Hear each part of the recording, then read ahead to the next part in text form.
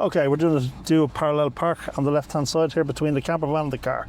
So we want to pull up and get parallel to the camper van and the back of my car in line with the back of the camper van.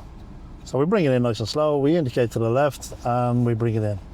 So nice and gentle, look over my left shoulder to see where that car is, that's all good. The camper van and me are a bit right, so into reverse.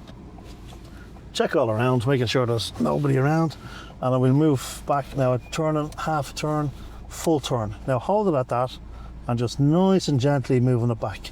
So you want to use the back of the camper van, the one in front here, as a guide. So I'm at the right angle now, and now I'm going to start to bring it back. So I want to move, so we go straight for a little bit, heading towards the curb. Make sure the front of the car is not going to hit the camper van, and now it's clear there, and we bring it back to the right hand side. Make sure we're okay, we're all good still at the curb, and we'll just stop it there, drive forward, bringing it into the left, making sure we're trying to get it nice and straight, looking in the curb, getting it parallel. We're turning around to the right, bringing it in, and then back, and then giving yourself a little bit of room behind and in front.